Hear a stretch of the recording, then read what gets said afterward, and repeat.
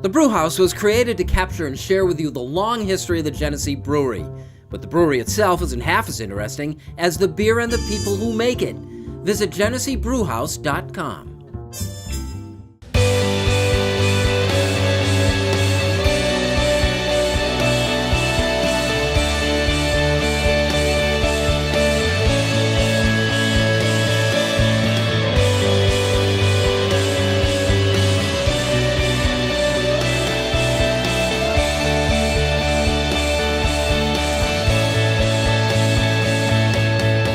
Hi, everyone, and welcome into the original Rochester Press Box presented by the Genesee Brew House. Pleasure to be with you. I'm Bill Pucko, joined. Nice to have Scott Fitch, the Fairport basketball coach, back with us to talk a little hoops. Glad to be back. Toby Motyka, co-hosting here from Channel 13. Glad to be here as well. And Spencer German from the team, All Sports Radio in Brockport. Yeah. Pleasure to have you in for the Yeah, first time. excited to be here. Hopefully it's the first of many. How are things going out there? It's good. We're still somewhat young, so kind of trying to get on the rise a little bit here. We're the local CBS Sports Radio affiliate, for those of you who don't know. 105.5 The Team is our FM station. We also have 1310 and 1590 AM. And I have a show I do on Wednesdays, 4 to 6 p.m., Sports Talk with Spencer, which we're hoping to blossom into a week, Monday through Friday type deal. But yeah, it's a great experience, and I love being in the Rochester market for sure. There's a lot to talk about here. Yeah, that's great. The NBA, everyone's watching the NBA. You're a basketball professional, coaching at the high school for a long time. What's the legacy of this NBA championship? What are the lasting things about this? Yeah, well, number one, I think it was a great championship, and it had me intrigued all the way through. But I definitely think that there's an impact. The way Golden State plays, you're already starting to see everybody talk about it in colleges, try and run the same thing, and high schools too. The three-point shot, I think there were like 63s shot in that final game. I mean, that's unheard of if you look back at statistics from before. So the three-point shot's changing. That's one thing. And then I also think you're just seeing less guys with their back to the basket. Your 4 and 5 men are face-up guys now, and so you get 5 out, and spacing becomes extremely important. But I definitely think that the NBA is impacting the rest of basketball right now. You have to be flexible with your cornerstone philosophies in terms of teaching the game, don't you? I do, because I can't control it. I can't recruit. I can't go sign free agents that fit my philosophy. So for me, I'm extremely, every year I'll sit there and reevaluate my team and what our strengths are, and then we'll change stuff to make sure we're taking advantage of them or trying to. What do you think, Toby? I think that he's exactly right in that certain players can change the game as much as teams can change it. Basketball has been a sport that's always been about superstars, or a combination of superstars, I feel like. You look over history, those are always the teams that do very, very well. And of course you have all your pieces and you have all your styles, but the style of Golden State is centered primarily around the fact that they have 2 guys, especially one guy, who can just shoot the lights out from anywhere. And that has caught on not just with the league, but it's going to catch on with youth levels. And most high school players are bigger than Steph Curry, I feel like. You watch guys, they feel like they can be a Steph Curry. A lot of playground ball, I'm guessing, will start creeping in too, and it'll be the job of guys like Scott over here to harness that into more technical It's going to produce aspects. better shooters, I would think, for you down the road. It could, no question. Hopefully you don't get kids jacking from half court, though. We're going to have a couple conversations on with the game on the line. Yeah, we're going to have to talk about shooting range, I think, with a bunch of them. But no, I'm already seeing it. My foreman, my case at Fairport High School, we got a kid by the name of Cam Keeley, one of the best shooters on the team, and he's a foreman. And just I don't know how often you saw that in the past. Spencer, you're at Cleveland, as I mentioned. Legacy, this series, it's a lot about Cleveland, isn't it? Yeah, I mean, obviously the championship in itself being won for Cleveland is tremendous. And, it all goes together. We're talking about Steph and his impact on the game, LeBron's impact on the game.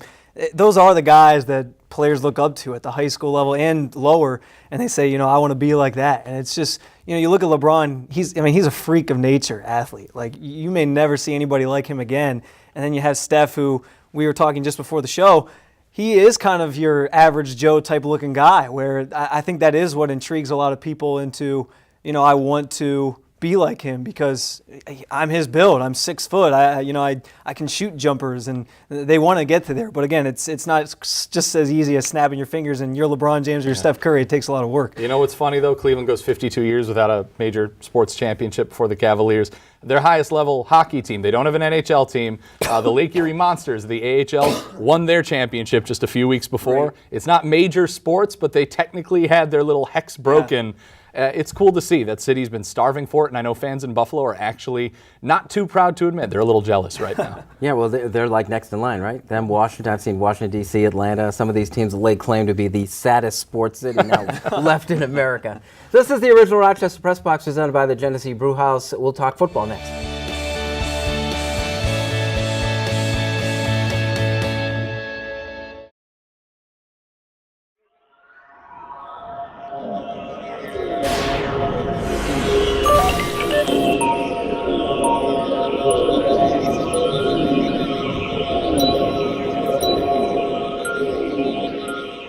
For over 25 years, Hillside Work Scholarship Connection has empowered youth to embrace their dreams of college and careers. Thanks to a dedicated staff and employment partners, every year Hillside helps more than 4,000 young men and women move closer to their life goals. The Buffalo Bills Quote of the Week was brought to you by the Rochester Geico Office. Give the Rochester Geico team a chance to see how much you could save on all your insurance needs. Call or stop by the office on West Henrietta Road, open Monday through Saturday. It's our Geico Rochester Quote of the Week. Toby, it's kind of an odd comparison, Taylor and me. Odd comparison for sure, but who would you rather have him study? Mike Vick, Donovan McNabb? Peyton Manning won a lot of football games, and he did it by throwing the football. Tyrod's big issue is getting rid of it quickly, reading defenses, working on that release. I think you can take aspects of Peyton Manning's game and try to apply it to Tyrod. I think he's going to have a big year. This portion of the original Rochester Press Box brought to you by our friends at the Hillside family of agencies. We've got an ESPN Power Rankings that came out that have got the Bills listed 16th. What's got to go right for this team to do better than that? I think first and foremost, we talk about Tyrod Taylor trying to model his game, I guess, after Peyton Manning, study some of the things that he does. That's probably first and foremost, is Tyrod being that, showing that he can be that franchise quarterback. I think we saw some flashes of that a season ago, but this is the year really where obviously he's in his final year of his contract, so he's trying to get the big money. But on top of that, show that you are the guy for the future, because if not, the Bills are going back to the drawing board and starting over. But on top of that, the injuries piled up last year, starting off the season already. You got Sammy Watkins in a boot. I know McCoy's had some ankle issues already out of minicamp and things like that. Got to get those guys healthy. Need the line to stay healthy. So I would just say the two biggest things are obviously injuries and just Tyrod playing better. And I think you don't assume that the same number of injuries that happened last year are going to happen again. You assume it's going to be better than last year. There won't be so much fatalities, if you will. But I mean, you never know what you're going to get. It's kind of a mixed bag, and every year everything changes. And last year we saw not only with the Bills, across the board there was injuries. So I think those are the two biggest things for Buffalo. I think the potential is there for them to be successful. They just have to stay healthy and put together the right team, especially offensively. I'm worried about the defense still. I don't see a reason that the defense is going to be leaps and bounds better than it was a year ago right now. The biggest reason, Shaq Lawson isn't going to play until halfway through the season. I know you still have Ragland, the linebacker. I know you get Aaron Williams back. I know that Ronald Darby is a year deeper into it, but you did lose a guy like Nigel Bradham. Kyle Williams coming off a big injury. Mario Williams, I know he didn't try on every play. He was Mario Williams. He drew two defenders basically every single time he was out on the field. You had to pay attention to him. I still don't know who's going to play opposite of Jerry Hughes right now that Lawson is gone. So I'm still worried about that defense and that Tyrod, not a guy you necessarily want to have constantly playing in comeback mode. So I don't care if Rex Ryan's the coach. I'm worried about it. Coach, as a coach, do you like the way Coach Ryan goes about his business? I respect it, and it's fun to watch, but it's just not me, and I think, the more you're in coaching, the more experience you have, you just got to be yourself. And so I'm not Rex Ryan for sure, but I think he's fiery, and I think the NFL is a different kind of kid that you're working with, or man. And he's not your prototypical guy, though. No, I would agree with that, but he's also been successful with it. And guys have responded to it. And I feel like more than not, you hear ex-players, they seem to love him. And so hard to argue that. I mean, he seems to be connecting with them on some level. I do have to say, if you start acting like Rex Ryan, we'll be at every practice, every single practice. Maybe we'll put that in a little bit, maybe. Just don't restrict our media, what we're allowed to tweet and post, and No, but I agree. Like everything you said, it's crazy that from a media perspective and even fan perspective and people watching at home, they can kind of be a little put off by the way Rex acts, but his players seem to respond to it so well. I mean, you hear him at press conferences and past players and everything saying how much they love playing for Rex and that he lets his players be themselves and lets them just express themselves in their own way and he doesn't baby them. I think that's huge. I think there's a lot of college coaches who go to the next level, and that's part of the problem is they're so used to being in charge and kind of overseeing everybody and babying everybody that they try to translate that to the NFL, and you have to realize like these are grown men now. Like they want to think for themselves, be themselves, do their own thing. I'm really interested about the defense too, because I do think that he didn't do what he was true to. Yeah. And I think he tried to change that and morph that into what they were doing before because they're so successful. So I'm interested to see his second year. Does he just go with his Rex Ryan defense, and does that? I agree. You know, That's does funny, that, and I does that hear impact just him? the opposite. I felt that he was imposing it too much. You had something that worked, and you've got to be flexible. Well, and I agree with that. But as a coach, you know, if I'm a defensive-minded coach, and you come in, you tell me I got to coach the offense, and I got to be a run-and-gun offense, I don't know if I can change that because, you know, who's he been? How's he been successful? It's been with his kind of defense. Hindsight 2020, but I still think that keeping Jim Schwartz would have been just fine. Guy got Detroit to the playoffs. I know he's not exciting, but he I got think Detroit that was to kind the of an playoffs. ego thing with Rex. He didn't want to necessarily keep a guy who was strictly there for the defensive side when he wants his new defense. But we saw last year, like Bill said, he tried to blend both schemes too much. He should have either come in and said, we're going to stick with what worked last year, or we're going to completely start fresh with my scheme and go from there. He tried to mix the two and it didn't work. So, you know, like you said, Scott, I think trying to go with just his scheme this year could pay huge dividends, or it could backfire in Rex's face, and it could ultimately maybe cost him his job. So, This portion of the original Rochester Press Box was brought to you by our friends at the Hillside family of agencies, like it or not.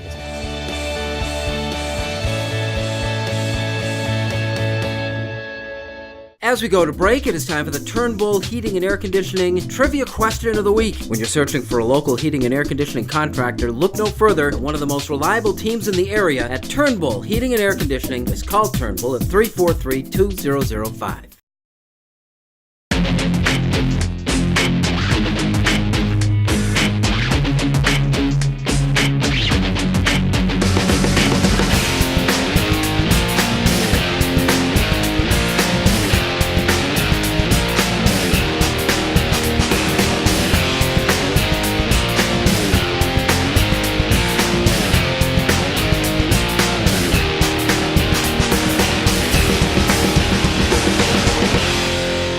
As we come back from the break, time for the answer to the Turnbull Heating and Air Conditioning Trivia Question of the Week. When you're searching for a local heating and air conditioning contractor, look no further than one of the most reliable teams in the area at Turnbull Heating and Air Conditioning. Just call 343-2005. See New York in a whole new way. Amtrak is offering a 15% discount for all travel inside New York State and Montreal. Visit Amtrak.com for the See New York discount. Safe, comfortable, affordable, and easy. Amtrak. Enjoy the journey. Welcome back. Thanks for joining us. This is the original Rochester Press Box presented by the Genesee Brew House. This portion brought to you by Amtrak Trains. Enjoy the journey. Call it like it or not. Toby, I know you want this. Like it or not. Skip Bayless. Like what people are saying about Skip Bayless. Is hate too strong of a word for Skip Bayless? I've tried to give the guy the benefit of the doubt for a long time and think this can't possibly be the way he thinks. And then you hear ESPN guys coming out now that he's going to Fox Sports saying they weren't allowed to talk or disagree with anything he said because it would hurt his feelings. I got to tell you, the hot takes are so hot. They're scorching from this guy, and he just refuses to admit when he's wrong. He said that LeBron's title was tainted because the Spurs would have beaten him. They didn't even beat the Thunder. And so I love that people are coming out and bashing this guy. I hate that he's getting paid mega millions to go do another show somewhere else. But I'm over it, and I wish people would change the channel when he came on to send a message that they're over it too. It's like the cost of irresponsibility, you know? And working the other side of the fence. Again, as a coach, when guys make a living being that, doesn't it kind of offend you? Yeah, no question, no question. I mean, when a guy hasn't worn that hat, but they're so critical, I mean, you know, it's easy to coach from the stands. There's no question about it. Or easy to be a player from the stands. But when you're out there, it's a different ballgame. But he won't give it up. Coach, like it or not, the Copa America soccer tournament. I love it. I love it. Number one, I love soccer. But number two, I just like watching people compete at the highest level. And for USA to actually be competitive, maybe not so much against Argentina, but I thoroughly enjoy it. And I love that soccer in U.S. is continuing to grow and we're competing at a little bit higher level, which is great. You know, up to a point, though, right? I mean, it it was so great to be able to play Argentina, and then that happened. Yeah, well, yeah, right. And Argentina, they definitely look like the varsity team, and we're the JV a little bit. But I mean, how can you not respect Messi? I mean, he's unbelievable. He's number one team in the world for a reason right now. They look to the part of the best team in the world, and the Americans have always been overmatched, at least on the men's side, when they play a team like that. Spencer, like it or not, the Yankees are sellers come trade deadline. Well, I know, Bill, you and I are both Red Sox fans, so we like the idea of the Yankees having to make trades anyway when they're in a spot where they're not really doing so hot. But I do think, in terms of thinking from the Yankee perspective, that it is, I do like them being sellers. They have some pieces that aren't necessarily going to be their cornerstones anymore. They're an older group, aging day by day. I mean, you got a pitcher in CC Sabathia who's actually pitching pretty well this year. He's a valuable piece. Carlos Beltran is a very valuable piece right now. I think they should move him before the trade deadline even hits, because he might be slumping by then. And he's also had some injury problems. Teams that are trying to be contenders and need like a big bat or need one last starter, they'll be willing to take you up on those things. Also, the back end of the bullpen, all three of those guys, Betances, Miller, Chapman, yeah, there you go. They're all valuable pieces that could be moved. And again, this Yankees team, they might think, and Cashman and Steinbrenner might be in this world of thinking, oh, well, as long as we're still pretty competitive, we're going to stick it out. But I just don't see it. I think every team has to go through rebuilding. I think this is it for the Yankees. It's tough to work against that culture, I think, too. Yeah. This portion of the original Rochester Press Box been brought to you by Amtrak Trains. Enjoy the journey. Unfinished Business is next.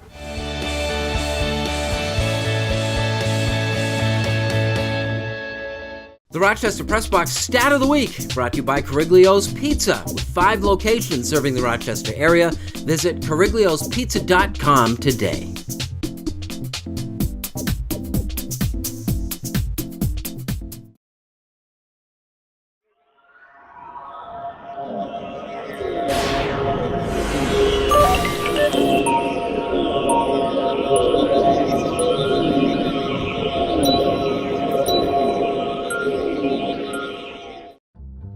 Double down on your candy and coffee cravings with Dunkin's new Heath and Almond Joy candy bar flavored iced coffees. America runs on Dunkin'.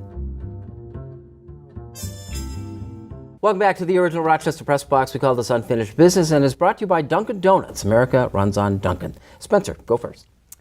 I'm going to take my time to just talk about, I guess, Cleveland and also LeBron's legacy. I guess echo, in a sense, Scott Van Pelt's message the other night on SportsCenter, but obviously what the championship means to Cleveland is huge, and those fans obviously deserve this after 52 years of a drought. And we in Western New York can relate, watching the Bills for all these years, go through 16 years without a playoff berth and trying to get back to the Super Bowl, obviously. We're obviously hoping that ends for us, but in Cleveland, they're celebrating today. And just in terms of LeBron's legacy, this, to me, cements him as one of the all-time greats. He could retire right now and go down as one of the best players to ever play the game. And I don't think anybody who has anything bad to say about him from here on out, they really have no reason to. He delivered on his goal from the start when he was drafted, bring a championship to Cleveland. He now has 3 rings, and he did it in that fashion with his team down 3-1 in the series to dominate the way he did, lead the entire series in points, assists, rebounds, blocks, steals. Very tremendous, and it's certainly a very cool moment for LeBron, his career, and the city of Cleveland. Yeah, congrats as a Cleveland fan. You know, it's funny. I'm always grateful for the fact that we care enough about our teams to suffer for them, because they're not really suffering. Right. I know Jimmy Fallon in Fever Pitch, and says it's good for the soul to invest in something you have no control over. And I said that fits really nicely. Grit. You know, I had the chance to take my dad down. We went down in South North Carolina to play at Duke and Cameron Indoor, which was an amazing experience. The night before the game, we were outside and started talking to this gentleman, and he was a father of a freshman at Duke.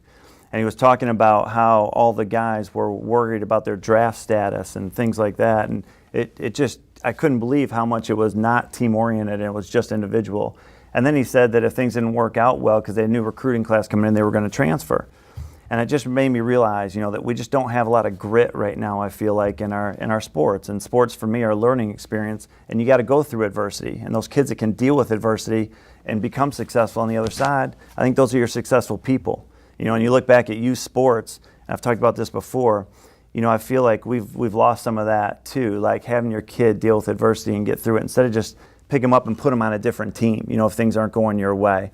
And I think we've just got to enjoy the ride again on the youth sports side. And we're all lucky to have you teaching that at Fairport. Yeah, trying. Thank you, Coach. We're also right now, in a very different sense, pretty lucky to have a pretty good baseball team playing in our backyard here in Rochester. The Rochester Red Wings, slow start this season for them. They had almost half of their roster called up to the major leagues at one point or another by about a month into the season. It's almost unheard of what they were going through. They hovered around 500. Then the pieces started coming back. They started getting some prospects, and they started winning. And winning and winning and winning and winning. Then some of those prospects went away, and we all thought the winning would stop. It hasn't. They're playing .600 baseball right now. They're the best team in the International League, and frankly, at this point, it's not all that close, despite a couple teams nipping at their heels in a pretty good IL North division. But sometimes you just get that mix, and it just works. And as a Minnesota Twins fan, who look like they're going to be one of the worst teams in the history of Major League Baseball, I'm adopting the Red Wings as my Major League Baseball team, and I encourage some Yankee fans who might be ready to bail on their team to do the same. Very good. It's going to only get better, too, because as the school gets out, the crowds go back there, and Frontier Field's just a blast to be out all summer. Fantastic place to go watch a baseball game. And, hey, if the team's winning, we call it an added bonus. Yes, we do. Unfinished Business brought to you by Dunkin' Donuts. America runs on Dunkin'. Thank you very much for joining us, Coach. Yeah, thank you so much. It's a pleasure to have you back. Toby? Yeah. Seat's comfortable. Yeah, it is. It is. And Spencer, it's good to have you. Good luck out there in Brockport. We're looking for big things. You can never get too much all sports. Yeah, I'm excited. I love the opportunity that I have, and hopefully we can keep blossoming. And hopefully I get a chance to come back on the show soon. So. Sure. And thank you for watching the original Rochester Press Box. We'll see you next week.